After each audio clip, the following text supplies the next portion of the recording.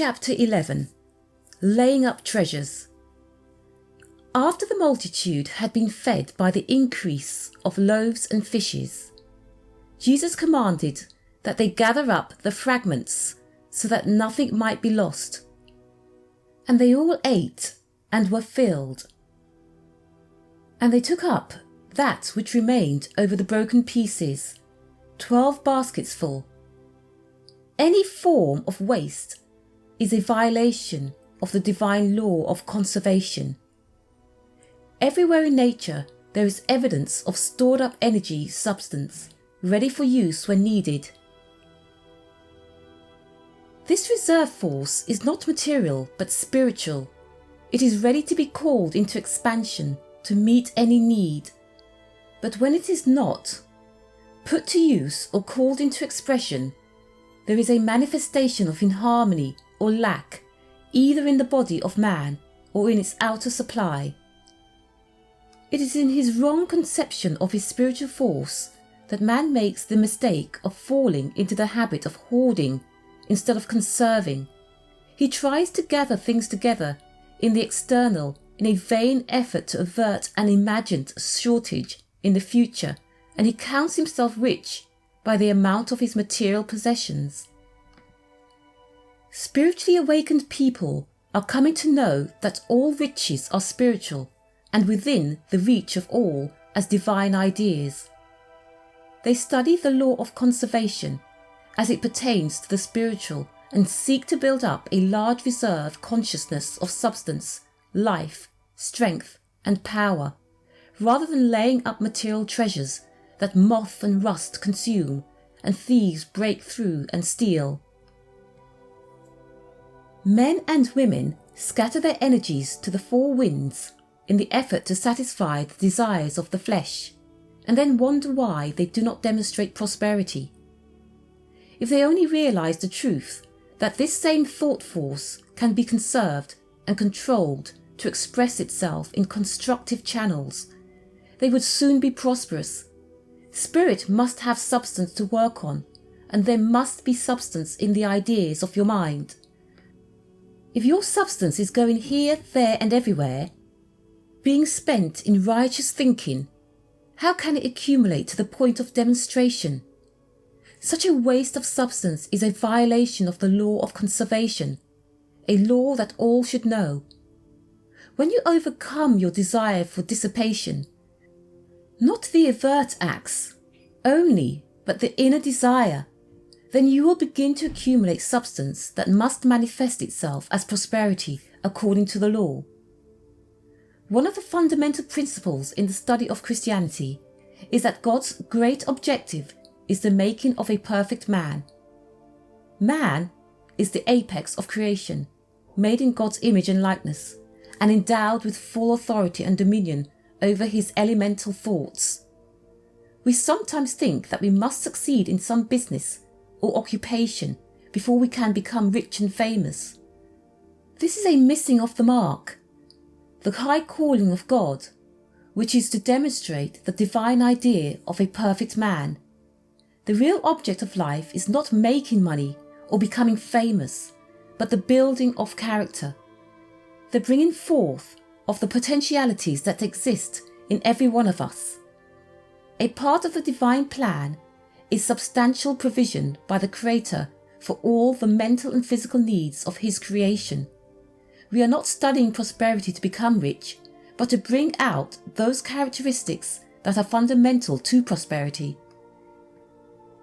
We must learn to develop the faculty that will bring prosperity and the character that is not spoiled by prosperity.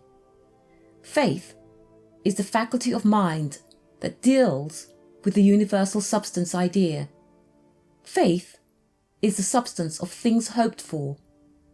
Everything in God is ideal, without form or shape, but with all possibilities.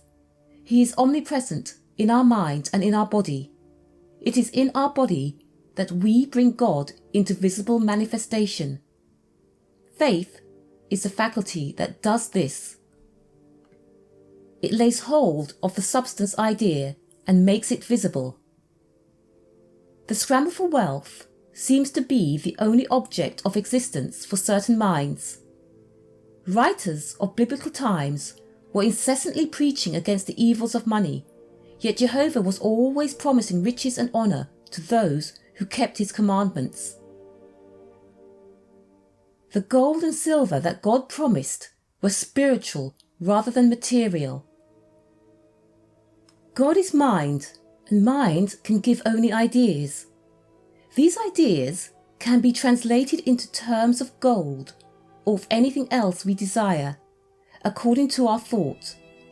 The only treasures that are worth saving are those we lay up in the heavens of the mind. The only gold that can be trusted to bring happiness is the gold of spirit. Jesus says, "I counsel thee to buy of me gold refined by fire, that thou mayest become rich, and white garments, that thou mayest clothe thyself, that the shame of thy nakedness be not made manifest." Paul tells us that the love of money is a root of all kinds of evil. That means, of course, that by loving money, man has in some way limited it. He has not loved the true source of money, but has loved the thing rather than the spirit that it expresses.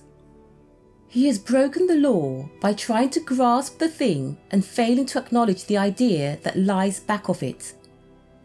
We must know this law, observing it in the handling of money, and make love the magnet of supply instead of becoming entangled in that selfishness and greed which is causing so much inharmony and suffering in the world today.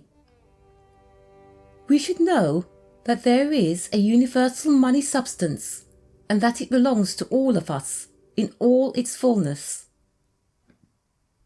In the parable of the sower, Jesus uses a most striking phrase. Part of the good seed was choked out of the thorns, and the thorns represent the deceitfulness of riches. Money is indeed a cheat. It promises ease and brings cares. It promises pleasures and pays with pain. It promises influence and returns envy and jealousy. It promises happiness and gives sorrow. It promises permanence and then flies away. Metaphysically, it is better, or at least safer, to be poor than to be rich. Jesus taught this in the parable of the rich man and Lazarus.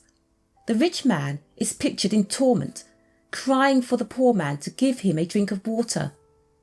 But if the rich are miserable, the poor who greatly desire to be rich are equally so. Poverty and riches are the two poles of a magnet whose pivot is a belief that the possession of matter will bring joy to the possessor. This belief is a delusion, and those who are attracted by this belief and allow their minds to be hypnotized by the desire for material possessions are to be pitied, whether their desire is realized or not. The real possessor of wealth is the one who feels that all things are his to use and to enjoy, yet does not burden himself with the personal possession of anything. Diogenes was a most happy man, though he lived in a tub. His philosophy was outlived the influence of the rich and powerful people who were his contemporaries. He walked around with a lantern at midday, looking for an honest man, so they seem to have been as rare in his days as in ours. However, the widespread desire for material possessions indicates that there is somewhere some good in it. The natural man is from the soil, formed of the dust of the ground, and loves his native element. The spiritual man is from above, originating in the heavens of the mind. He is given first place, and like Jacob supplants the natural man. Men should not condemn the earth because of this, yet they should not love it to the exclusion of the heavens. They should understand that substance is the day from which the Father makes the body of his people. Your heavenly Father knoweth that ye have need of all these things. But seek ye first his kingdom and his righteousness, and all these things shall be added unto you. The divine law holds that the earth is the Lord's, and the fullness thereof. If this truth were thoroughly understood, men would begin at once to make all property public, available for the use and enjoyment of all the people. The early disciples of Jesus understood this, and their religion required them to bring all their possessions and lay them at the feet of their leaders, to be distributed and used according to the needs of all. Paul's companion, Barnabas, gave his field. Ananias and Sapphira sold their land and brought part of the price to Peter, but held back part of it. They had not overcome the fear of future lack and had not put their faith fully in the teaching and promises of the Master. When we have recognized the truth of the omnipresence of God as substance and supply for every need, there will be no occasion for holding back part as Ananias and Sapphira did. We cannot hoard money in its material phase without breaking the law, which is that we have all the substance necessary for our supply. We ask the Lord for our daily bread and expect to have it, but we do not get an accumulation that will spoil our hands or that will deny the proper supply to any other man. The metaphysical idea of this part of the Lord's Prayer is, "Give us this day the substance of tomorrow's bread." We ask not for the bread, but for the substance that Spirit arranges to manifest as bread, clothing, shelter, or the supply for any needs we may have. Substance in the form of money is given to us for constructive uses. It is given for use and to meet an immediate need, not to be hoarded away or foolishly wasted. When you have found freedom from the binding thought of hoarding money, do not go to the opposite extreme of extravagant spending. Money is to be used, not abused. It is good to keep one's obligations paid. It is good to have some money on hand for good uses, such as hospitality, education, for developing industries that will contribute to the good of numbers of people, for the furtherance of spiritual work, for helping others to build useful and constructive lives, and for many other purposes and activities. But in such conservation of money, one should keep ever in mind the necessity of a constructive motive back of the action. Money accumulated for a definite and definitely constructive purpose is quite a different thing from money hoarded with the fearful thought of a rainy day or prolonged season of lack and suffering.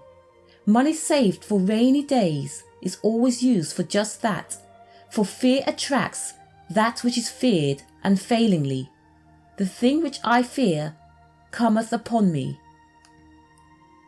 Money saved as an opportunity fund brings an increase of good. But money hoarded from fear as a motive, or with any miserly thought in mind, cannot possibly bring any blessing. Those who hold the thought of accumulation so dominant in the world today are inviting trouble and even disaster, because right along with this thought goes a strong affirmation of the fear of loss of riches.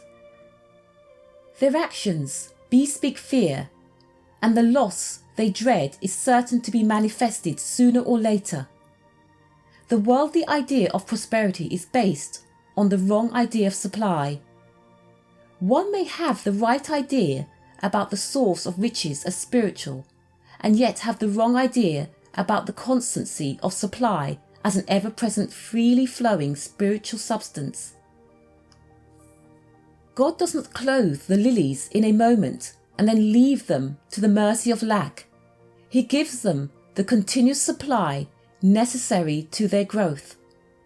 We can rest assured that He will much more clothe us and keep us clothed from day to day according to our need. When we doubt this and place our dependence on stored up money instead, we shut off the stream of divine supply.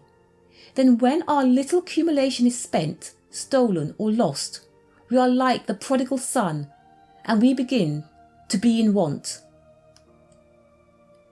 Jesus did not own a foot of land, yet never did he lack for anything needed. Without laying up treasures on earth, he was rich in his consciousness of the treasures of the heaven within himself. Treasures ready to be manifested in the outer whenever he needed them. We know perfectly well that sooner or later we shall have to let go of our earthly possessions. Does this bring the thought of death and of leaving the world behind? Then it shows what a powerful hold this race belief of worldly wealth has taken in your mind. Men can think of letting go of their material possessions only in connection with death. They seem to prefer death to giving up their idea of wealth. When they make such a choice, they decree what shall come to pass for them. That is why it is hard for a rich man to enter into the kingdom of heaven. He has laid up treasures on earth and not enough in heaven. He has not made it possible for his mind to lay hold of the positive pole of wealth, the true idea of wealth. He is holding to the negative side of the wealth idea, and that side is always changing. Material things pass away unless they are firmly connected with the unchanging positive source. True riches and real prosperity are in the understanding that there is an omnipresent substance from which all things come, and that by the action of our mind we can unify ourselves with that substance so that the manifestation that comes from it will be in line with our desires and needs. Instead of realizing the inexhaustible, eternal and omnipresent nature of that substance, we have reduced it in our thought. We have thought that there is only about so much of it and that we had better hurry to get our share. We have thought that we must be careful how to spend it and put some of it away for a time when there won't be any more. In building up this consciousness of a limited supply, we have concluded that it is necessary to be economical and more saving. We begin to pinch in our mind, and then our money becomes pinched. For as we think in our mind, so we manifest in our affairs. This attitude pinches the channel through which our substance comes to manifestation and slows down the even flow of our supply. Then comes depression, hard times, shortage, and we wonder why, looking for some way to lay the blame on the government, or on war, or on industry, or even on the Lord. But never by any chance do we put the blame where it belongs, on ourselves. The pinching attitude of mind does even worse than bring people into want. If people would relax in mind, they would loosen up the nerves and the muscles of the body. They must learn the cause of their strained, pinching mental attitude and let go of that first. Then the relief of the outer condition will become manifest, as the condition itself did. Nearly all of us have been brought up in the belief that economy is an important thing, even a virtue. We should save our money and have a bank account. Saving money is the recipe for success given by many of the wealthy men. It is not a bad idea. There must be money available in banks to carry on business and industry. By having a bank account, we contribute to the welfare of the community.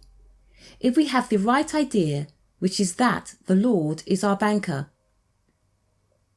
The word miser is from the Latin root, from which also comes miserable. It describes the condition of those who love and hoard money, lands, or other material things. The stories that are told about misers are almost beyond credence, but nearly every day the press recounts the story of the pitiable straits to which misers have reduced themselves in order to add to their riches. They sometimes starve themselves to add a few dollars or even a few pennies to their hoarded store. The papers recently carried an item about a miser in New York worth $11 million. He goes from office to office in one of his great office buildings and picks up the waste paper from the baskets, which he sells for a few cents. Another, almost as wealthy, will not buy an overcoat, but keeps his body warm by pinning newspapers under his housecoat. Such men are not only themselves miserable, but they make miserable all those around them. A New York paper tells of a miser worth millions when he died. Once, burglars broke into his home, but they succeeded in getting out again without losing anything. You do not need to lay up treasures for the future when you know that the law of omnipresent good is providing for you from within.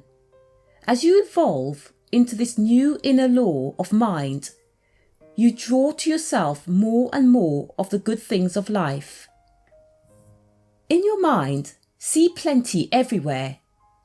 Yes, it is hard sometimes to overcome the thought that there is not enough, for it is an insidious thought that has been in consciousness for a long time.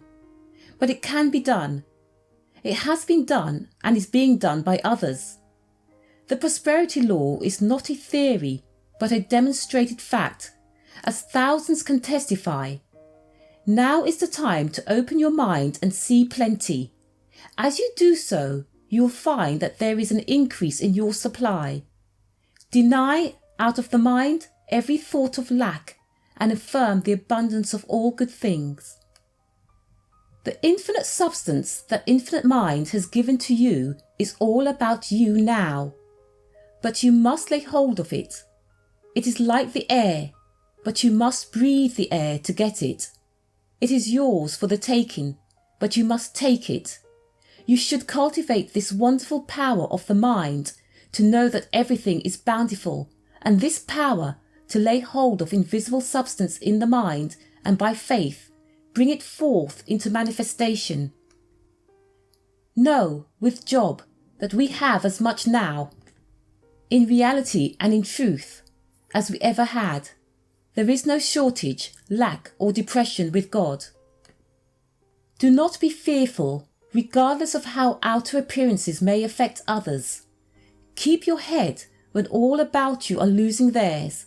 Refuse to load up your mind with the old material thoughts of economy to the point of denial of what you really need. Eliminate the old limiting ideas. Assert your freedom and your faith as a child of God. Do not spend foolishly or save foolishly. The farmer does not throw away his wheat when he sows a field. He knows how much he must sow per acre and does not stint, for he knows that a stinted sowing will bring a stinted harvest. He sows bountifully, but not extravagantly, and he reaps bountifully as he has sown. Whatsoever a man soweth, that shall he also reap. He that soweth sparingly shall reap also sparingly, and he that soweth bountifully shall reap also bountifully. We cannot help but see that apparent lack and hard times are the result of states of mind. We have such things in the manifest world because men have not squared their actions with divine principle. They have not used spiritual judgment. When they invest in stocks and property, they get the opinions of other men, sometimes those who call themselves experts. Then comes the crash, and even the experts prove how little they understand the real laws of wealth. We can go to an expert who really knows the law because he ordained it in the first place, and he is not far away, but right within ourselves. We can go within and meditate on these things in the silence, and the Lord will direct our personal finances. He will show us just how to get the most and give the most with our money, and he will see to it that we have the supply that we need, so that we may not be in want of anything needful to our good. This may not mean riches piled up or saved for a rainy day. but it will ensure our supply for today, the only day there is in truth. As we continue to grow in the consciousness of God as omnipresent life and substance, we no longer have to put our trust in accumulations of money or other goods. We are sure that each day's need will be met, and we do not deprive ourselves of today's enjoyment and peace in order to provide for some future and wholly imaginary need. In this consciousness, our life becomes divinely ordered, and there is a balance in supply and finances as in everything else. We do not deprive ourselves of what we need today, neither do we waste our substance in foolish ways, nor deplete it uselessly. We do not expect or prepare for adversity of any kind, for to do so is not only to invite it, but to show a doubt of God and all his promises. Many people bear burdens and deny themselves sufficient for their present needs in order to prepare for dark days that never come. When we look back over the past, we find that most of our fears were groundless, and most of the things we dreaded so much never happened. However, the things we prepared for probably did happen and found us not fully prepared, even after all our efforts in that direction. This should enable us to trust God now and rest in the positive assurance that he will supply every need as it arises.